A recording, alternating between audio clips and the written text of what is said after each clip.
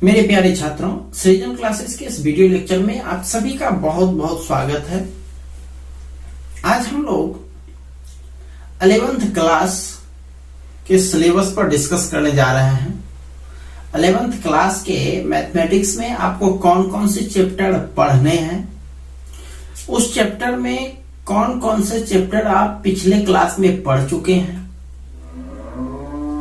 आपको कौन कौन सा चैप्टर मजा आने वाला है, कौन कौन सा चैप्टर थोड़ा बोरिंग लगेगा, कौन कौन सा चैप्टर में का संबंध आगे क्लास में कंपटीशन लेवल से होता है और इससे मिलता जुलता आगे कंपटीशन या फिर नेक्स्ट क्लास में आप लोग कौन कौन सा चैप्टर पढ़ेंगे, उन सब चीजों पर हम लोग आज डिस्कस करेंगे। ठीक है, तो आज 11th क्लास को जो सिलेबस है उसमें जो जो चैप्टर हमको पढ़ना है हमने सबका लेखा जोखा यहाँ पर लिख दिया है।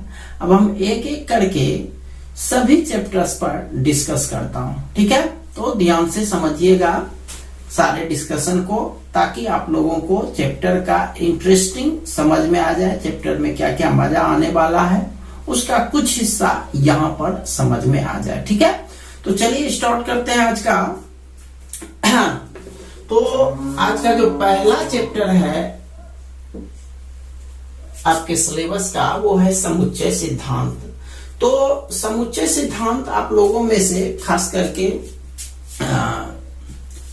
बिहार बोर्ड के स्टूडेंट्स या फिर सीबीएसई में भी वो कहीं नहीं पढ़े होंगे। हालांकि कुछ सिलेबस में शायद आईसीएसई बोर्ड में इस सेट थ्योरी का डिस्कस पहले क्लास में कर दिया गया है।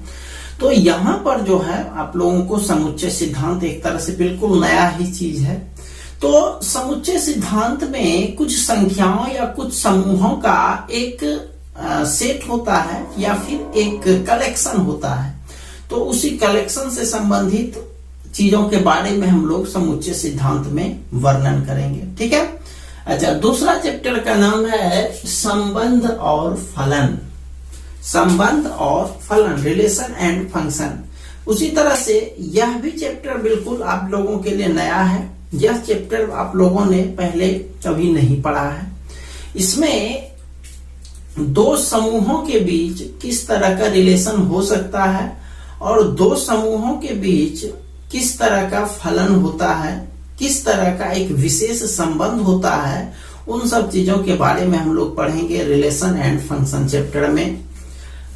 तीसरा पॉइंट है त्रिकोणमितीय फलन। आप लोग 10th क्लास में त्रिकोणमितीय फलन पढ़ करके आए हैं, जिसमें से बेसिक जानकारी आप लोगों को 10th क्लास में मिल गया है। तो उसी बेसिक जानकारी को आगे बढ़ाते हुए हम लोग त्रिकोणमितीय फलन पढ़ेंगे, जिसमें बहुत कुछ आप लोगों को पढ़ना पड़ता है। हालांकि जिस बच्चों ने एडवांस मैथमेटिक्स 10th क्लास में ली हुई है उनको कोई परेशानी नहीं होगी, उसने 11th का एक चैप्टर पहले ही समझ लो पढ़ लिया है। तो 10th में आप लोग जनरल फार्मूला जैसे रेशियो फार्मूला हो गया, एंगल से रिलेटेड फार्मूला हो गया, कॉम्प्लीमेंट्री एंगल से रिलेटेड फार्मूला, स्क्वायर फार्मूला हो गया, उसके बाद इनटू से रिलेटेड फार्मूला हो गया, इन सब चीजों के बारे में पढ़ा है।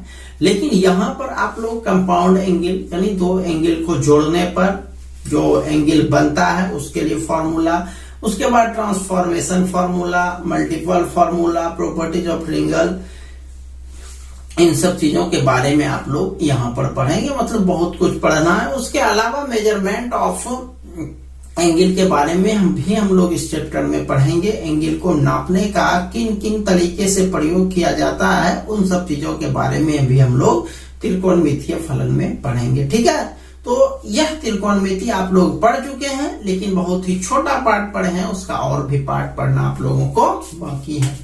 चलिए, ये हो गया त्रिकोणमिति। अगला है गणितीय आगमन सिद्धांत। कौन सा? गणितीय आगमन सिद्धांत। ध्यान रखिएगा, यह जो है किसी स्टेटमेंट को प्रूव करने का एक विशेष विधि है। किसी कथन को साबित करने का एक अलग ही विधि है, विशेष ही विधि है, जिसके अंतर्गत जो है हम लोगों को जो भी सीरीज टर्म में मान दिया हुआ रहेगा उसको प्रूव करना होता है। इसमें गणितीय आगमन सिद्धांत में, जिसमें किसी भी कथन को प्रूव करने के लिए 3 स्टेप्स से होकर गुजरना पड़ता है। तो ये है गणितीय आगमन सिद्धांत। हम लोग विशेष इसके चैप्टर में पढ़ेंगे। मतलब सीधा सीधी याद रखिएगा कि गणितीय आगमन सिद्धांत किसी कथन को साबित करने की एक विशेष विधि है। ठीक है, हालांकि हम लोग किसी चीज को साबित करने के लिए LHS से चलते हैं, RHS के बराबर पहुंचते हैं। करना यहाँ पर भी यही है, लेकिन बस थोड़ा सा ये नया है, प्रूव करने का एक अलग ही प्रोसेस होता है इसमें गणितीय आगमन सिद्धांत में। ठीक है, नेक्स्ट आते हैं सम्मिश्र संख्या। आप लोगों ने बहुत से संख्याओं के बारे में पढ़ा है, जैसे हो गया वास्तविक संख्या, परिमेय संख्या, अपरिमेय संख्या, सम संख्या, विषम संख्या, भाज्य संख्या, अभाज्य संख्या, और भी बहुत से संख्याओं के बारे में आपने पढ़ा है। तो ये सम्मिश्र संख्या क्या होता है? यह सम्मिश्र संख्या एक सबसे हटकर के होता है। सम्मिश्र संख्या में मुख्य रूप से वास्तविक और अवास्तविक संख्याएं होते हैं। मतलब बहुत वास्तविक संख्या तो जानते हैं, जितने भी संख्या हैं लगभग सभी संख्याएं वास्तविक हैं, लेकिन वह संख्या जो वास्तविक नहीं होता है वह संख्या अवास्तविक या फिर सम्मिश्र संख्या होता है। तो सम्मिश्र संख्या में के कुछ गुण के बारे में हम लोग इस चैप्टर में पढ़ने वाले हैं। एक मान को हम लोग दूसरे मान में कैसे कन्वर्ट कर सकते हैं, कार्तीय रूप के मान को हम लोग ध्रुवीय मान में कैसे कन्वर्ट कर सकते हैं, इन सब चीजों के बारे में हम लोग पढ़ेंगे सम्मिश्र संख्या में। सम्मिश्र संख्या में एक चीज और भी पढ़ेंगे, आप लोगों को ध्यान होगा, जब हम लोग द्विघात समीकरण पढ़ते थे तो द्विघात समीकरण में जब हम लोग सूत्र विधि से हल करते थे, ध्यान होगा आप लोगों को, सूत्र विधि श्रीधराचार्य के द्वारा दिया गया जो सूत्र है उस विधि से हम लोग समीकरण को हल करते थे, ध्यान में होगा ही। तो उस विधि से जो हल करते थे, जब उसमें d का मान निगेटिव होता था तो हम लोग क्या करते थे, उसको आगे नहीं बढ़ाते थे, वहां पर लिख देते थे। चूंकि यहाँ d ऋणात्मक है यानी d लेस देन 0, अतः इसका वास्तविक हल संभव नहीं है, वहां तक हम लोग लिख देते थे। लेकिन यहाँ पर d यदि निगेटिव भी होता है तो उसका हल निकालना है, भले वह वास्तविक हल नहीं हो, भले वह अवास्तविक हल हो, भले वह सम्मिश्र हल हो, लेकिन हल को हम लोग निकालते हैं। तो द्विघात समीकरण का हम लोग अवास्तविक हल भी इस चैप्टर में पढ़ेंगे। ठीक है, चलिए आगे चलते हैं हम लोग। ये है रैखिक और समीका। रैखिक और समीका, चलो ये भी चैप्टर थोड़ा सा आप लोग पढ़े हैं 10th क्लास में। 10th क्लास में आप लोग पढ़े हैं 2 चर वाले रैखिक समीकरण, याद है, 2 चर वाले रैखिक समीकरण। उसमें आपने एक चैप्टर पढ़ा है, एक पॉइंट्स उसका पढ़ा है, ग्राफीय विधि द्वारा कैसे हल किया जाता है, याद है, ग्राफ से कैसे हल किया जाता है। तो ये जो ग्राफ से हल किया जाता है वहां पर आपको समीकरण दिया हुआ रहता था, मतलब मान लिया जाए 2x + 5y = 12, यह एक समीकरण है। लेकिन यही चीज इस तरह का चिन्ह प्रयोग हो, लेस देन या फिर ग्रेटर देन या फिर less than equal to, greater than equal to, तो इस तरह का चिन्ह का जब प्रयोग करते हैं, less greater than, less than, greater than equal to, less than equal to किसी समीकरण में, तो उसी को जो है असमीकरण कहा जाता है। तो इसका आलेख कैसे खींचा जाता है, यदि यह चिन्ह रहा तो इसका आलेख कैसे खींचेंगे, इस समीकरण का हल कैसे करेंगे, इन सब चीजों के बारे में हम लोग अध्ययन करेंगे रैखिक और समीका चैप्टर में। समझ में आ रहा है, एक करके हम लोग सारे चैप्टर्स पर डील कर रहे हैं। तो ये था आपका रैखिक और समीका। अगला है क्रमचय और संचय। देखिए भाई, ये बहुत ही इंपॉर्टेंट चैप्टर है, क्रमचय और संचय। यह जनरली तौर पर कंपटीशन में इसको जरूर शामिल किया गया है। क्रमचय और संचय में बैंकिंग हो, चाहे रेलवे हो, चाहे एसएससी हो, इन सारे चीजों में इसको पूछा ही जाता है क्रमचय और संचय।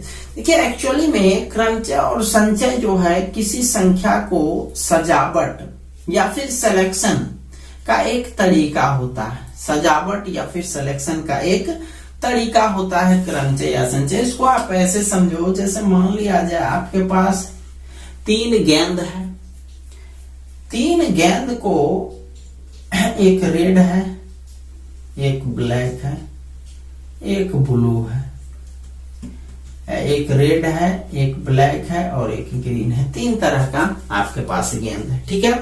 अब यह एक थैले में रखा हुआ है, एक थैले में रखा हुआ है। ध्यान से समझिएगा, ये चैप्टर में क्या पढ़ना है उसको समझाने के लिए हमको एक छोटा सा एग्जांपल देना पड़ रहा है। रेड है, ब्लैक है और ग्रीन है, 3 तरह का गेंद है। आपको कहेगा आपको जो 2 गेंद लेना है ले लो, इसमें से जो 2 चुनना है चुन लो। आपको हम ये पूछेंगे कि कितना तरीका से तुम इस गेंद को ले सकते हो, तो आप क्या करोगे, डाले 2 निकला, हो सकता है एक रेड और एक ब्लैक हो, तो एक तरीका ऐसा भी तो हो सकता है कि ब्लैक और ग्रीन हो। पहला रेड ब्लैक हुआ, दूसरा रेड ब्लैक और ग्रीन हो, और तीसरा ऐसा भी हो सकता है रेड और ग्रीन हो। और कुछ तरीका बताइए जिसमें और 2 को ले सके। कोई संभव नहीं है, तो आप बी आर बोलिएगा। बी आर बोलने से क्या होगा, बदवा तो एक ही हुआ ना, रेड और ब्लैक तो आप पहले ले चुके हो, तो ये तो आप ले चुके हो। मतलब 3 गेंद में से यदि 2 को सेलेक्ट करने के लिए कहेगा तो उसको आप कितना तरीका से सेलेक्ट करोगे, 3 तरीका से। वही चीज गेंद का संख्या यदि 5 गो हो गया, गेंद का संख्या 10 गो हो गया, उसमें से 2 को सेलेक्ट करने के लिए कहेगा, 3 को सेलेक्ट करने के लिए कहेगा, तो वो थोड़ा सा ज्यादा मुश्किल काम है ना। तो उन सब चीजों को हम लोग कैसे सेलेक्ट करेंगे उसका हम लोग उसके बारे में पढ़ेंगे इस चैप्टर में, संचय में। और क्रमचय क्या होता है, क्रमचय एक प्रकार का सजावट होता है। ये सिलेक्शन आपको बताए यानी चुनना, अब आपको सजावट बताते हैं। सजावट का क्या मतलब है, मान लिया जाए एक टेबल है, टेबल पर 3 गो सीट है। कितना सीट है, 3 गो सीट है। और स्टूडेंट जो है 3 गो है, राम, श्याम और बलराम, 3 गो थी है, ठीक है। राम, श्याम और बलराम। आपको बोलेंगे इसको इस पर बैठाना है, आप कितने तरीका से इस पर बैठा सकते हो। तो आप क्या कीजिएगा, ये 3 गो सीट है, पहला पर राम को बैठा दीजिएगा, दूसरा पर श्याम को, तीसरा पर बलराम को। या ऐसा भी कर सकते हैं, पहला पर राम को, दूसरा पर बलराम को, तीसरा सीट पर श्याम को। या ऐसा भी हो सकता है, पहला में श्याम को, दूसरा में राम को, तीसरा में बलराम को। ऐसा भी हो सकता है, श्याम को, दूसरा में बलराम को, तीसरा में राम को। ऐसा भी हो सकता है, पहला बलराम, दूसरा श्याम, तीसरा राम, बलराम, राम, श्याम। कितना तरीका हो गया आप खुद देख लो, 1 2 3 4 5, 1 2 3 4 5, 6 तरीका हो गया। तो ये तो मात्र हम लोग 3 सीट के लिए सेलेक्ट किए थे भाई, तो 6 तरीका पुर गया।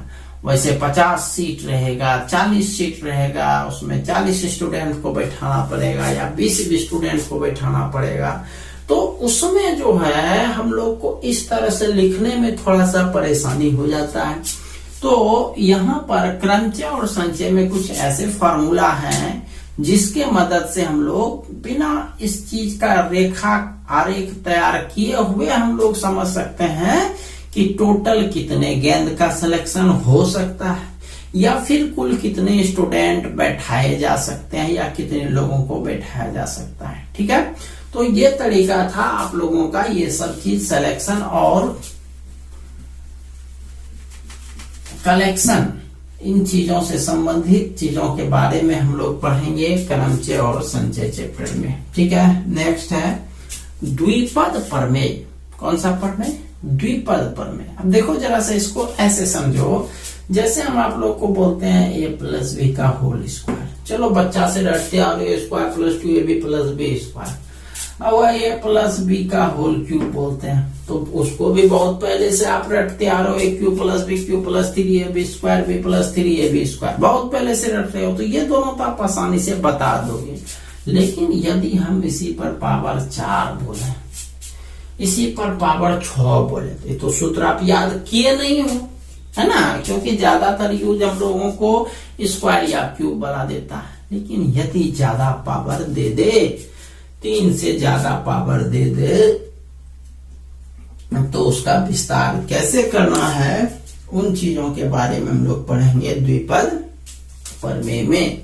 द्विपद प्रमेय का मध्य पद क्या होगा, द्विपद प्रमेय का वैसा कौन सा पद होगा जो अचर पद से स्वतंत्र होगा, और भी बहुत कुछ हम लोगों को इस चैप्टर में पढ़ना है। लेकिन मुख्य रूप से इस पावर जो है, 2 पद वाले पावर का, 2 पद वाले संख्याओं का या 2 पद वाले व्यंजक का यदि पावर 3 से ज्यादा हो तो उसको विस्तार कैसे करना है, इन सब चीजों के बारे में पढ़ेंगे हम लोग द्विपद प्रमेय में। ठीक है, नेक्स्ट आते हैं अनुक्रम और श्रेणी। अनुक्रम और श्रेणी। देखो भाई, ये चैप्टर आप लोग 10th क्लास में पढ़ चुके हो, एपी समांतर श्रेणी, याद है? तो वही चीज यहाँ भी है, बस इसका नाम थोड़ा सा चेंज कर दिया है, अनुक्रम और श्रेणी। तो ये अलग कैसे है भाई? ये अलग इस मामले में है क्योंकि आप 10th क्लास में केवल समांतर श्रेणी पढ़े थे, अर्थमेटिक प्रोग्रेशन पढ़े थे। लेकिन 11th क्लास में जो है हम लोग कुछ और भी श्रेणी पढ़ेंगे, जैसे गुणोत्तर श्रेणी, जैसे हरात्मक श्रेणी। तो उन सब चीजों के बारे में हम लोग पढ़ेंगे 11th क्लास में। तो यही है अनुक्रम और श्रेणी। तो ये हो गया आपका फर्स्ट पार्ट। हालांकि एनसीईआरटी का बुक आप लेते हैं तो फर्स्ट और सेकेंड पार्ट आपको एक ही बुक में मिल जाएगा, लेकिन कुछ अदर प्रकाशन का आप लीजिएगा तो आप लोग यहाँ पर जो है 1 से लेकर के 9 तक ये फर्स्ट पार्ट है, और यहां से लेकर के 10 से लेकर के 20 तक सेकेंड पार्ट है। तो ये फर्स्ट पार्ट पर डिस्कस किया हम लोग प्रत्येक अति पर। अब इधर से हम लोग डिस्कस करते हैं सरल रेखा। आप लोग को याद होगा 10th क्लास में आप एक चैप्टर पढ़े थे नियामक ज्यामिति, है ना? तो नियामक ज्यामिति, ये सरल रेखा जो है वह एक नियामक ज्यामिति का ही एक पार्ट है। तो इसमें नियामक ज्यामिति में हम लोग क्या करते थे कि नियामक ज्यामिति के स्थिति में या फिर किसी बिंदु का नियामक दिया होने पर यदि वह बिंदु त्रिभुज होगा तो उसका क्षेत्रफल कितना होगा, यदि वह त्रिभुज है तो कौन सा त्रिभुज है, यदि उसमें 4 बिंदु दिया हुआ रहेगा तो कौन सा चतुर्भुज है, आयत है, वर्ग है, समचतुर्भुज है, समांतर चतुर्भुज है या समलंब चतुर्भुज है, इन सब चीजों के बारे में हम लोग जानते थे। साथ ही साथ यदि 3 बिंदु दिया रहता था तो वो संरेख है या नहीं है, उन सब चीजों के बारे में भी जानते थे। तो यहाँ भी वो सब चीज आपको बेसिक रूप में पढ़ना पड़ेगा। यानी सरल रेखा जो है वह नियामक ज्यामिति से मिलता जुलता पार्ट है। उसके अलावा हम लोग सरल रेखा के समीकरण के बारे में पढ़ेंगे इस चैप्टर में। ठीक है, चलिए आते हैं नेक्स्ट चैप्टर 11, 12, 13, 14। इसको जो है संयुक्त रूप से हम लोग कोनिक सेक्शन बोलते हैं, कोनिक सेक्शन। इस चारों चैप्टर को हालांकि हमने अलग अलग नाम दे दिया है समझने के लिए। तो ये जो चारों चैप्टर दिया गया है, यह एक आकृति होती है जो कर्व होती है, वक्र आकृति होती है। वृत्त तो आप जानबे करते हो, ये हो गया वृत्त। परवलय ऐसे होता है।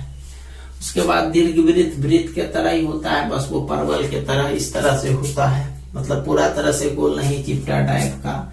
उसी तरह से अति परवलय, तो परवलय अति मतलब ज्यादा, यानी इस तरह से 2 परवलय हो गया अति परवलय। तो इन्हीं सब मुख्य रूप से इन चारों आकृति वृत्त, परवलय, दीर्घवृत्त और अति परवलय, इन चारों के समीकरण के बारे में हम लोग और कुछ महत्वपूर्ण पद के बारे में पढ़ेंगे इस चारों चैप्टर में।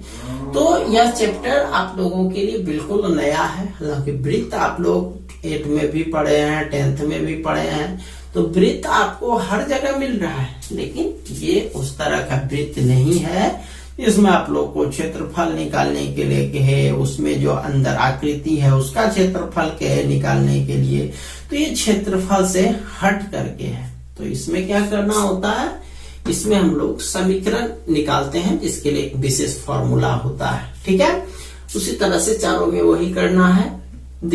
वृत्त, परवलय, दीर्घवृत्त और अति परवलय, इन चारों चैप्टर्स में आप लोगों को समीकरण निकालना है, कुछ कंडीशनल सवाल बनाने हैं और उससे कुछ संबंधित पदों पर अध्ययन करना है। चलिए आते हैं नेक्स्ट में, त्रिविमीय ज्यामिति। कौन सा ज्यामिति?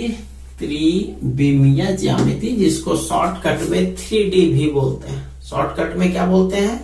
3D। ये 3D क्या होता है? आप लोगों ने नाम सुना होगा कि शोले फिल्म 3D में रिलीज हुआ। 3D में देखो, आप जब हमको स्क्रीन पर देख रहे हो यूट्यूब पर, तो आप लोग को लगेगा कि यह स्क्रीन हिलता डुलता है, मतलब गौर से देखोगे तो लगेगा चिपका हुआ है, मतलब यह जो है कागज के तरह पतला दिखेगा। लेकिन यदि वही चीज आप 3D में देखोगे तो उसमें जो है बिल्कुल जैसा आकृति है वो उस तरह का दिखाई देगा। 3D, मोटाई का पता चलेगा, लंबाई का, सब कुछ उसमें पता चलेगा। लेकिन ये जो हम लोग डायरेक्ट आप यूट्यूब पर देख रहे हो, उसमें मोटाई का पता नहीं चलता है, कितना मोटा, हिलते डुलते हैं तो वो पता चलेगा, बट मोटाई का पता एग्जैक्टली नहीं चलता है। और 3D में क्या होता है, तो एकदम बिल्कुल लंबाई, चौड़ाई, मोटाई सब कुछ पता चलेगा, ये 3D होता है। तो आप लोग जब आप लोगों में से कोई स्टूडेंट जब सिनेमा में कोई 3D पिक्चर्स देखे होंगे, तो उसमें जो है एक स्पेशल प्रकार का, विशेष प्रकार का चश्मा देता है, जिससे जो है जो स्क्रीन पर दिख रहा है वह आकृति 3D आकृति में दिखेगा। खैर जो भी हो, तो त्रिविमीय ज्यामिति में 3 विमा के बारे में, लंबाई, चौड़ाई और ऊंचाई हम मान सकते हैं। तो उससे संबंधित आकृति, यानी उससे संबंधित सरल रेखा हो या फिर त्रिभुज हो, चतुर्भुज हो, इन सब चीजों के बारे में पढ़ेंगे। उसका मध्य बिंदु क्या होगा, वह अंत विभाजित करेगा तो किस बिंदु पर अंत विभाजित करेगा, इन सब चीजों के बारे में हम लोग पढ़ेंगे त्रिविमीय ज्यामिति में। नेक्स्ट आते हैं सीमा।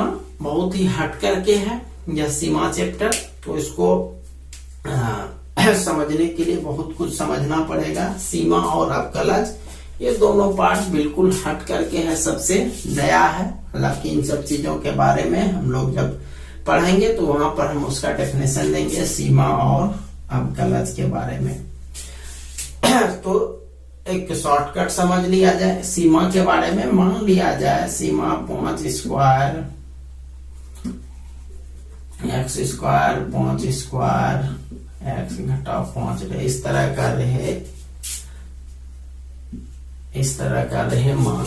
तो इसमें जो है यदि हम लोग बोलेंगे x बराबर 5 रखने पर रिजल्ट क्या आएगा, तो ये आप रखिएगा 25, यहाँ 25 में 25 या 0/0। क्या 0/0 एक निश्चित मान है? 0/0 मान को आज तक परिभाषित नहीं किया गया है, इसीलिए इस मान को अनिर्धार्य रूप कहा जाता है, इनडिटरमिनेट फॉर्म कहा जाता है। तो सीमा चैप्टर में हम लोग पढ़ेंगे कि यदि कोई भी मान इनडिटरमिनेट फॉर्म में हो तो उसको डिटरमाइन कैसे करेंगे, उस चीज के बारे में हम लोग अध्ययन करेंगे। अवकलज, तो अवकलज जो है उसी से मिलता जुलता एक पार्ट है, उसके बारे में हम लोग आगे चलेंगे, जब चैप्टर शुरू करेंगे तो डिस्कस करेंगे। गणितीय विवेचन या बिल्कुल हट करके है चैप्टर। गणित की विवेचना करना है, एक तरह से रीजनिंग के तरह यह सवाल होता है। आप लोगों ने 10th क्लास में एक चैप्टर पढ़ा होगा, वास्तविक संख्या। तो कोई भी संख्या और परिमेय संख्या कैसे साबित करना है, वो एक विधि था आप लोगों को 10th क्लास में, जिसको हम लोग विरोधोक्ति विधि कहते हैं। तो यहाँ पर कुछ और विधि के बारे में भी पढ़ेंगे कि जिससे हम लोग किसी संख्या के वैलिडिटी की जांच कर सकें या किसी कथन के वैलिडिटी की जांच कर सकें। और गणितीय विवेचन में हम लोग एक लैंग्वेज सवाल के बारे में पढ़ेंगे और साथ ही साथ किसी कथन का सत्यमान सारणी कैसे तैयार किया जाता है उसके बारे में हम लोग पढ़ेंगे गणितीय विवेचन में। नेक्स्ट आते हैं सांख्यिकी। 10th क्लास में आप लोगों ने माध्य, माध्यिका और बहुलक पढ़ा है, बस उसी का थोड़ा सा एक्सटेंडेड फॉर्म है। यहाँ पर सांख्यिकी में आप लोगों को दो चीज नया पढ़ना है, जिसमें से एक है मानक विचलन और एक है माध्य विचलन। नेक्स्ट आते हैं प्रायिकता। आप लोग 9th से ही पढ़ रहे हैं, 9th में है, 10th में है, फिर आपको 11th में भी है, फिर आपको 12th में भी है, फिर ग्रेजुएट होंगे तो वहां भी आपको प्रायिकता मिलेगा। तो प्रायिकता का चर्चा हर जगह है। हालांकि इसमें जो है आपको, आप जो प्रायिकता पढ़िएगा उसमें ये पढ़िएगा कि सेट थ्योरी का प्रयोग करके प्रायिकता का मान कैसे प्राप्त किया जाता है, उसके बारे में हम लोग मुख्य रूप से पढ़ेंगे। तो ये था टोटल चैप्टर का डिस्कशन। थोड़ा सा आप ये बता दें कि 12th क्लास में इनमें से कौन कौन सा चैप्टर आपके लिए महत्वपूर्ण है, जिसको आपको पढ़ना जरूरी है।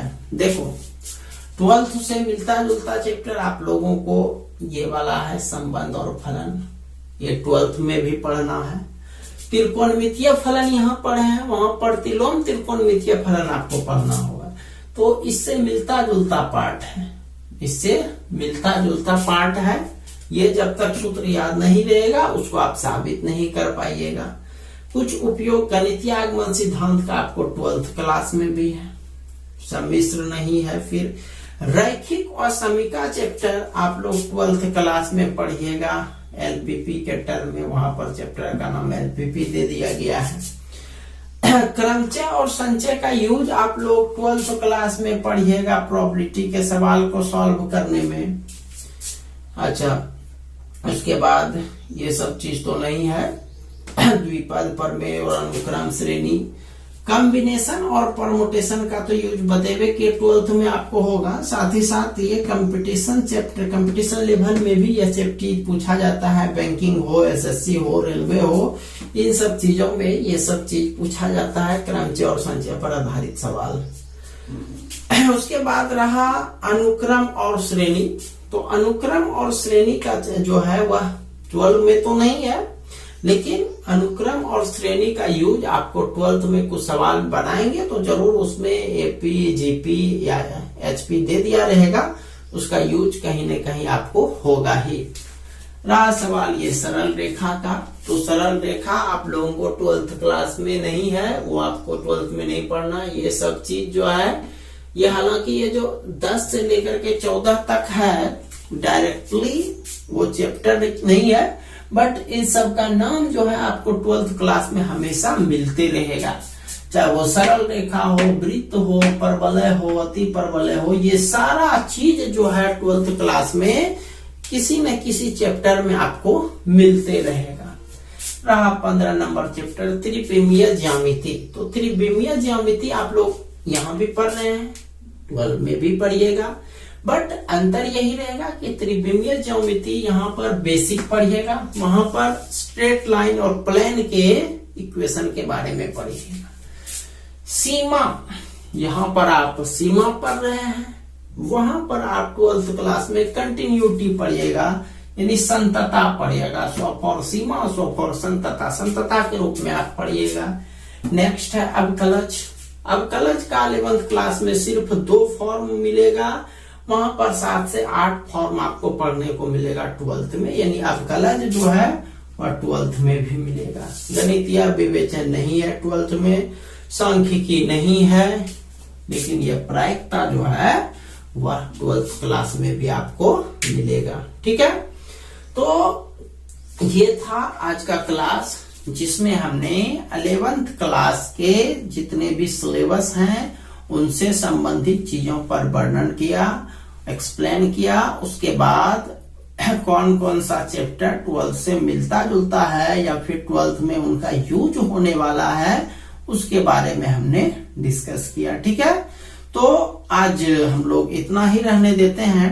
आज हम लोग सिर्फ सिलेबस पर डिस्कशन किए, और कल जो है, कल से हम लोग पहला चैप्टर शुरू करने वाले हैं, जिसका नाम है गणितीय आगमन सिद्धांत। ठीक है, आज के लिए इतना ही रहने देते हैं।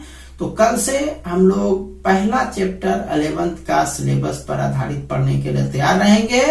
तो मिलते हैं हम लोग कल अपने टाइम पर, तब तक के लिए आप सभी का बहुत बहुत धन्यवाद।